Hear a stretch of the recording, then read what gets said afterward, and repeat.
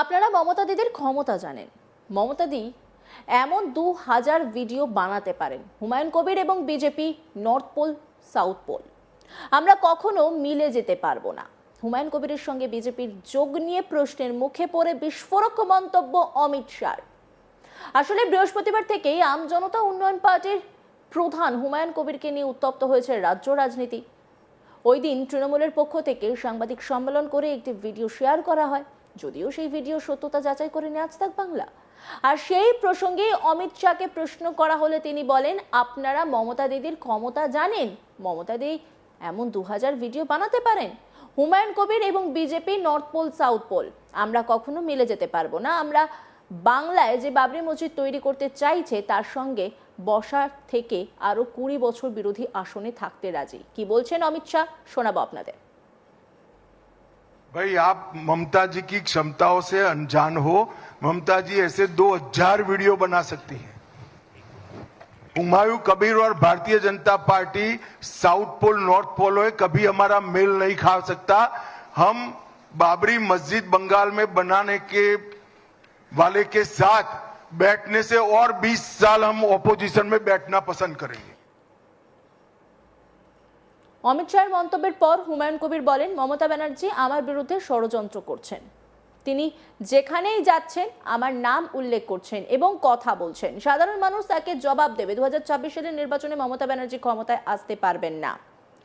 ভিডিওটিতে 19শে ডিসেম্বর দেখানো হচ্ছে যে আমাকে একটি ফ্ল্যাটে বসে থাকতে দেখা যাচ্ছে। ভিডিওটিতে এআই তৈরি করা হয়েছে। আমি তাদের বিরুদ্ধে হাইকোর্টে মামলা করব। আমি মমতা ব্যানার্জিকে পরাজিত করব। কি বলছেন হুমায়ুন কবির, শোনাবো আপনাদের। ममता बनर्जी सजेस्ट करके मेरे को ऊपर डर गया, जहाँ जहाँ जा रहा है वो मेरा नाम लेकर बात कर रहा है, तो मैं उनको जवाब आम आदमी देगा। मैं बोल रहा है ममता बनर्जी कभी 2026 में इलेक्शन के ऊपर सत्ता में नहीं आएगी। तो आपको लगता है कि ममता जी ही इस तरह की जो वीडियो वायरल हुआ है इनका आदमी। आप देखिए वो जो वीडियो में लिखा हुआ है 19 दिसंबर का बात, मेरा फ्लैट है बहरमपुर में, उनके बैठे बात कर रहे। मैं कभी वो फ्लैट में रात्रि वास नहीं किया। मैं दिन में 10 बजे जा रहा है तो 4 बजे फिर मेरा असली घर वापस जा रहा है 30 किलोमीटर। तो 8 बजे रात 8 बजे के बाद वो वीडियो बनाकर AI बना के मेरा खिलाफ 8 अप्रैल एक ही यूट्यूबर चैनल उसी दिन ओपन हुआ और वो फर्स्ट एक वीडियो मेरे के लिए खास के लिए किया। इतना सारे आपको पत्रकार है, इतना सारा इलेक्ट्रॉनिक्स मीडिया है, कोई पता नहीं मिला।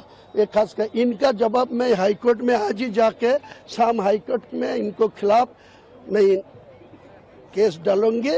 इनको जवाब जुडिशियल से मिलेगी। कैसे मुकाबला करेंगे सर? मुकाबला मैं खोस मिजाज में है। मैं अल्लाह के ऊपर भरोसा करके ममता बनर्जी को भी हराएगी और जो सांप्रदायिक बीजेपी है उनको भी पश्चिम बंगाल में सत्ता में नहीं आने देंगे। এই গোপন ভিডিও সামনে আনার পর সরব হয়েছে তৃণমূল প্রার্থী ফিরহাদ হাকিম সাংবাদিক বৈঠকে বলেন, মুসলিম ধর্মাবেগকে তিনি বিক্রি করছেন। একটা মসজিদের নামে সমঝোতা করছে, হাজার কোটি টাকা চাইছে। কি বলছেন ফিরহাদ হাকিম, শোনাবো আপনাদের। কিভাবে মুসলিম ধর্মাবেগ কে বিক্রি করছে এই মানে এই কুলাঙ্গারটা, কিরকম ভাবে একটা মসজিদের নামে সে যে ভাবাবেগ তার সওদা করছে এবং 1000 কোটি টাকা চাইছে, 300 কোটি টাকা অ্যাডভান্স চাইছে। কেন? তার কারণ আমরা যারা মুসলমান সমাজের মানুষ, আমরা কি গরু ছাগল? আমরা কি বুদ্ধিহীন? আমরা কি এতই ধারাবাহিক যে এই রকম মানুষ আমাদের ধর্মীয় আবেগকে বিক্রি করে দেবে আর আমরা সেটাকে হজম করব দেখার পরে, না এই মানুষটাকে ধিক্কার করব, এই মানুষটাকে সমাজচ্যুত করে দেব? এই প্রশ্নটা প্রত্যেকটা মুসলমান সমাজের মানুষের কাছে আমার থাকবে। আপনারা মমতা দিদির ক্ষমতা জানেন। মমতা দিয়ে এমন 2000 ভিডিও বানাতে পারেন। হুমায়ুন কবির এবং BJP north pole south pole আমরা কখনো মিলে যেতে পারবো না। হুমায়ুন কবিরের সঙ্গে বিজেপির যোগ নিয়ে প্রশ্নের মুখে বিস্ফোরক মন্তব্য করলেন অমিত শাহ। কি বলছেন শুনবো।